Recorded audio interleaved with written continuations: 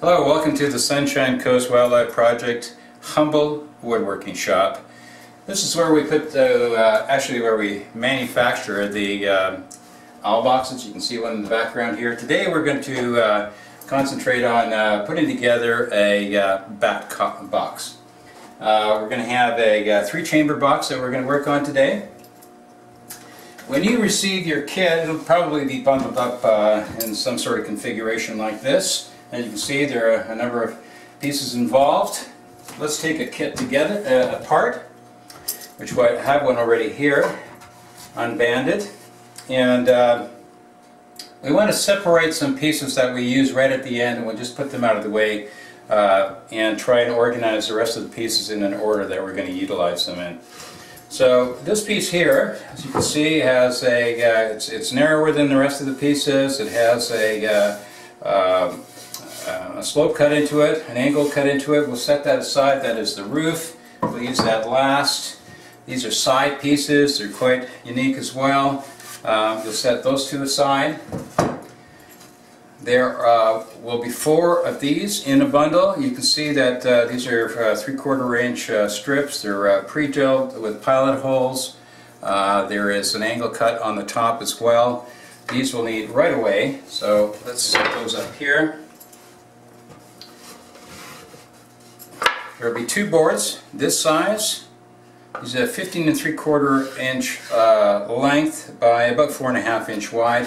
2 of these boards, and as you can see, there's a rudimentary marking on these things, a letter, and that'll be helpful in assembling these a little later. Next, I'd like you to separate.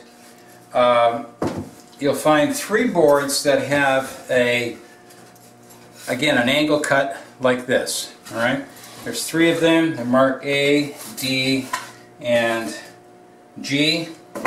Set those aside. And lastly, there are 4, again, all the same size. They all have square edges on them. They're marked uniquely. They're basically interchangeable. It doesn't really matter what order the letters go in, but you know, I suggest that you follow the order of the letters. It will make it a little easier. On my bench here, I have a little cleat set up. This is just a piece of wood that I've screwed down onto my work surface here to act as a straight edge. Now, I don't expect that everybody's going to be able to do this. It is really helpful. Even a couple of clamps and something like a carpenter's level, or even, for that matter, even a broom handle will work. The idea is that we want something that we can use as a guide to line these boards up, at least the initial 3 boards, so that the rest of the boards, will use those as a guide, and the overall structure will come in a little straighter. Even though we're not building pianos here, you know, you'd like to be satisfied with the finished product. So I'm going to start with board A. If you take a look at this, you can see that this angle here, I want this laying flat on the back. Alright, so in other words, it'll be like this when you set it down. And I'm going to work from right to left. I'm left-handed. I don't know why I do it this way, but it doesn't matter what order you go in. You can go left to right. It really makes no difference. So let's put board A down. Next, I want board B. It has 2 flat edges. I'll set it down next to board A. And then there's board C. Again, 2 flat edges. And we'll set that down. So the initial back of the box, which is what's represented here, will have 3 full-size boards on it. Next thing that we want to do, I should have mentioned this, on your surface, if you're, putting this together on the kitchen table or something like that, you may want to protect the surface with, an old bed sheet, or even like a plastic garbage bag, because we're going to be using some glue. Glue this all together, and so that you don't come along and find that your bat box is glued to the kitchen table now. We're using Elmer's glue. You should find a small container included in your kit. This is a non-toxic glue. It is an indoor-outdoor glue, and the idea here is that we're going to seal the edges, and it's really dual purpose. Bats don't like a draft. Even though these fit fairly closely together here, it's not a precision fit. It's not like these have been through you know, any kind of milling machine that gives you a really, really tight fit. So there is a little bit of gap. This helps it fill it in as well. It's going to add overall structural strength to the system. So let's take our first board here. This is the top one. We're going to run a small bead of glue along here. Doesn't have to be a lot. See about how much I've got on there. Alright? And next I'm going to take my finger and just smear that along there. Alright? I'll take the next board. Do the same thing. As I mentioned, it doesn't have to be dripping wet. We just want a nice even bead along there.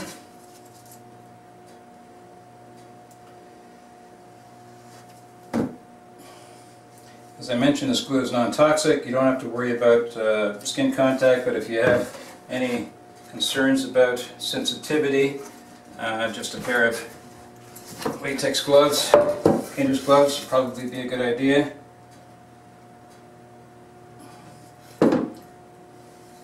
Okay, now that I've got this glue on here, I set these together and I try and squeeze them together. And this, I don't know if you can see, a little bit of glue squeezes out. You don't have to worry about it having an effect on the future occupants. This dries clear, and again, it's a non-toxic substance. Alright, next we're going to take two of these. Now, it doesn't matter which two, they're all the same. There are holes, the pilot holes are all the same on them as well, so let's just take two. And I'm going to demonstrate, before I set this down, just how this fits. See if I can get it close enough to the camera. We want the angles to match. So, as you can see, I'm placing this in such a way that it creates an even slope along here. And as well, I want the outside to be flush there as well. So, the idea being that this is going to create the slope of the roof when we're all finished, you'll see. So I set this down here. These are 1-inch drywall screws. It's a Phillips head, so that's, you know, basically a cross. I'm going to drive the first one in here by hand just so that you can see that this is a very soft wood, cedar, and it doesn't take much, hardly any downward pressure to get that screw seated in there. Before I put in the next screw, which will be the one right at the end of the board, I want to make sure that the boards are lined up nicely, not askew, and that my outside edge, that is, I'm always going to be doing, you're going to be doing this all along here as you're assembling. You're always going to be putting your finger along that particular joint there to make sure that it's not sitting out too far, in too far, etc. We want a nice flush fit along the outside there. And so I place one at the end here and then at the other end, so that as I go and put the rest of the screws in, I know that the boards haven't moved and they're staying aligned. There we go. Okay, so as you can see, easy to drive in with a hand screwdriver. However, this makes it a whole lot easier. And we're going to drive the rest of them in using this.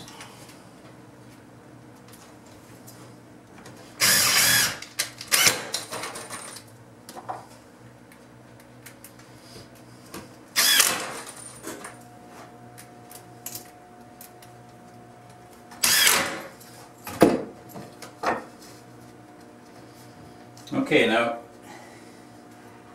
I just realized that since this isn't some rehearsed Hollywood production, I forgot to put a bead of glue on that first cleat that I put down there. So I'm going to put one on this one.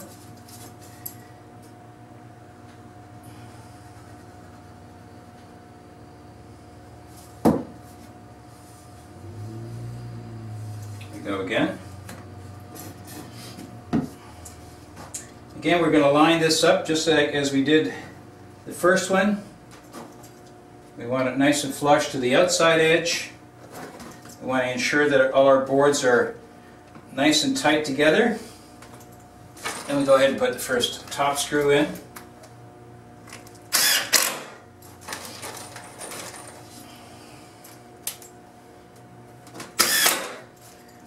There we go.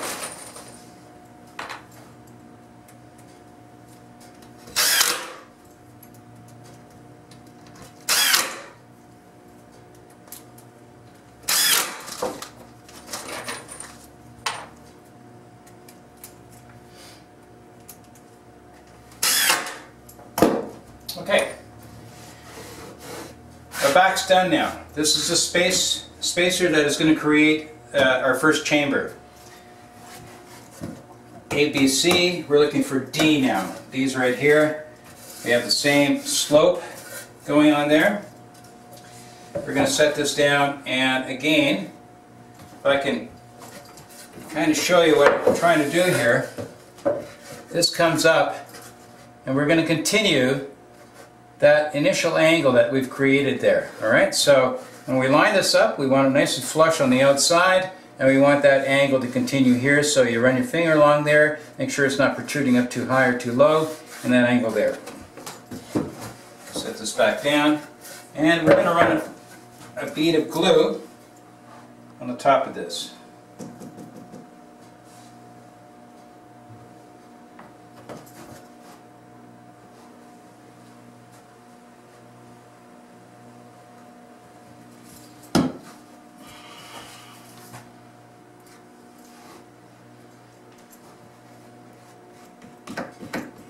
Suppose you don't really have to do this with your finger, but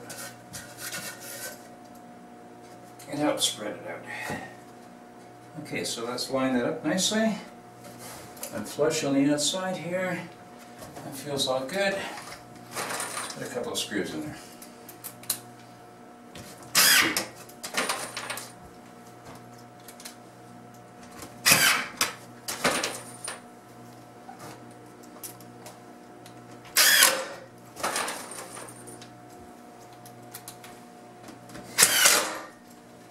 Okay, D, we're looking for E now.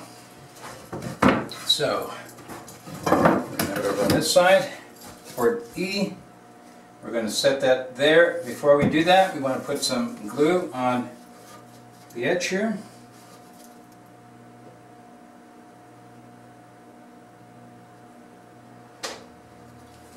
There we go. Nice and flush on the outside.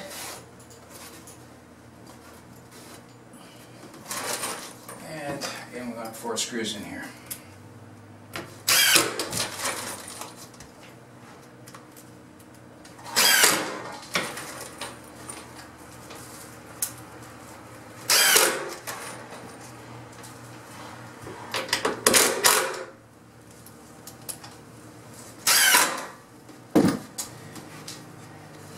E, E, F, our next board.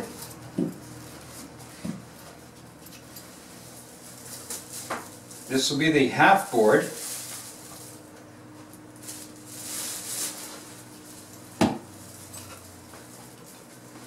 Again, we set it there.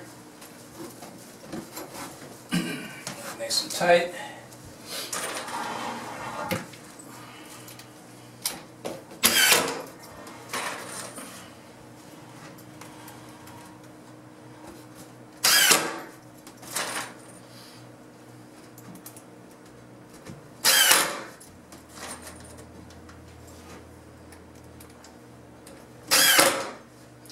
Okay, one chamber done. That's basically the new home for our bat friends. Now we're going to create the next chamber. So again, we have a spacer. We're going to set that up, and so that you can see, I want to continue that slope just as we did with the others. So like that.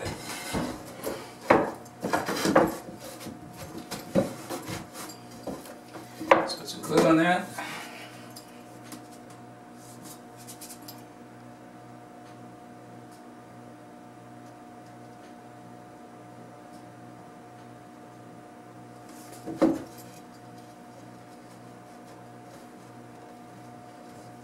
Make sure it's nice and flush at the top. You use your fingers as a guide, and right along the outside edge as well.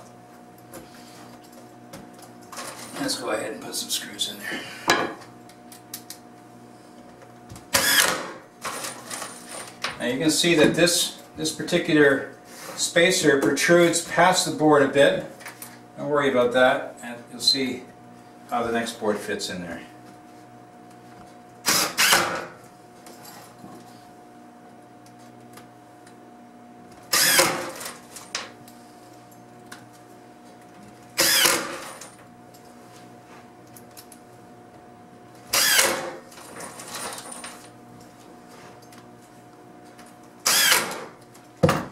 Okay, now this one here, to the side.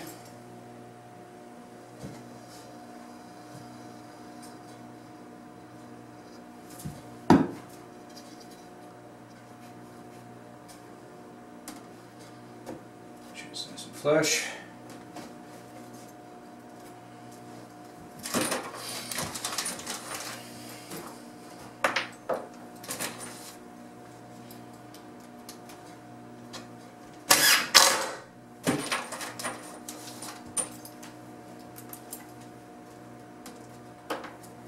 Oops.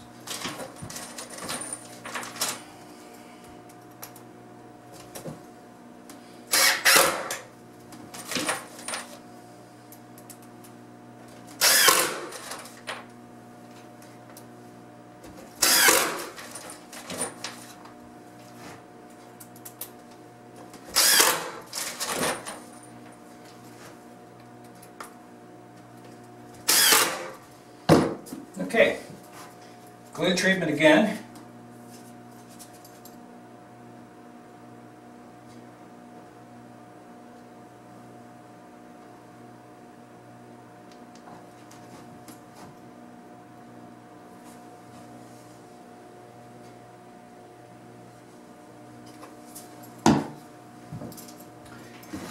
And we want the last board that has the beveled edge. Alright, as you can see, this one's marked G, so D, E, F, G, and I'm going to set that under again. Line it up nicely.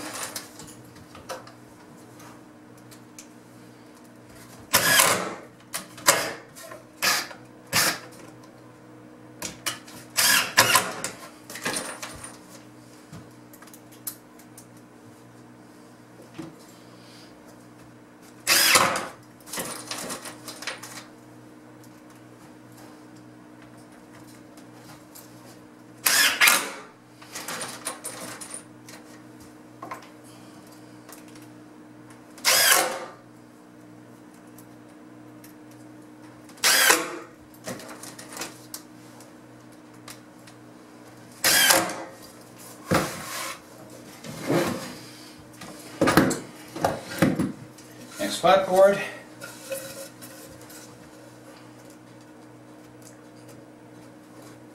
Glue. Yeah, thanks for reminding me.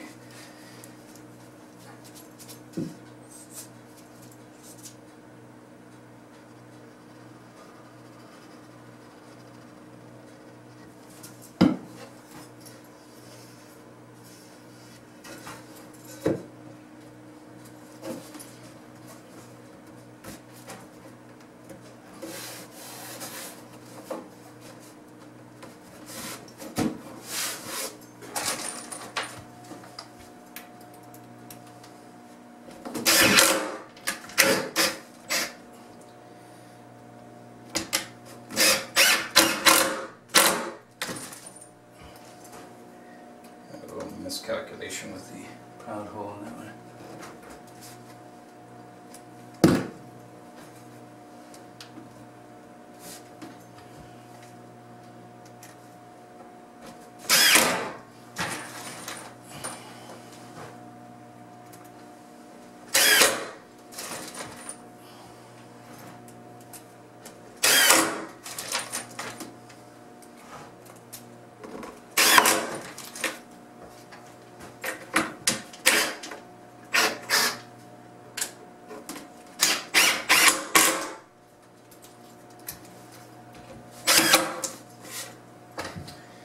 And the last board, again a half board, some glue on that.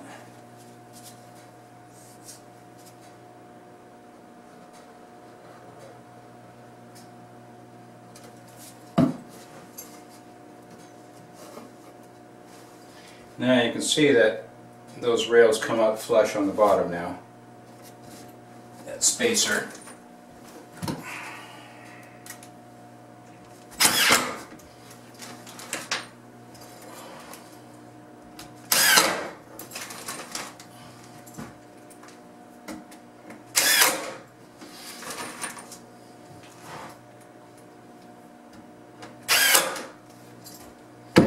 Okay. That's what it's going to look like on the side now, the multiple layers set up there. We have these angles here, both sides, nice and flush. And that's how the chambers are made up now. Did I start by saying we were going to make a 3-chamber board? House? This is a 2-chamber, isn't it?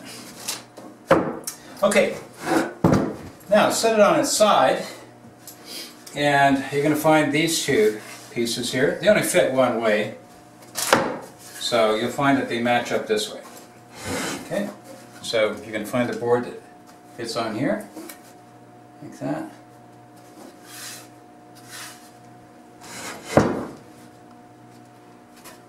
So you need to put the sides on first, because then the roof comes on last and it'll fit flush with the side once we have both sides on.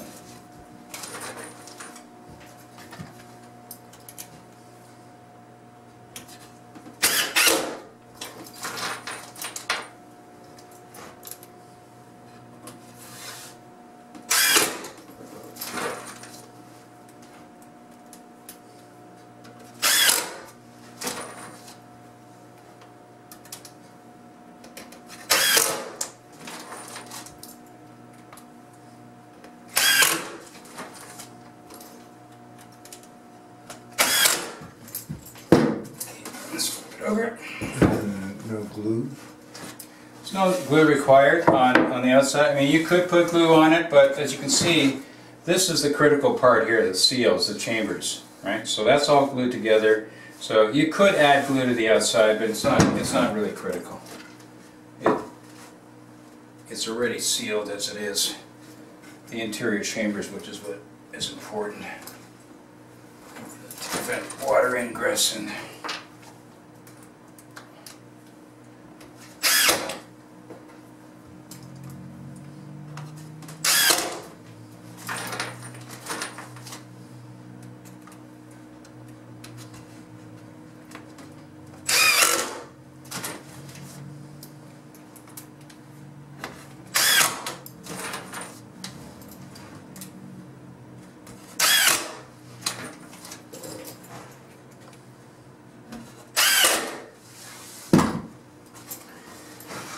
okay, now we have the sides on. It's just a roof left to put on. We want to place this so I can show you here, so that the back fits like this. Alright, that's why the angle is cut into it, so that the back, that angle continues along the back there like that. So, it's nice and easy to do that just by laying it flat on its back, setting this board down. It will just rest naturally that way. And we put the last 4 screws in here.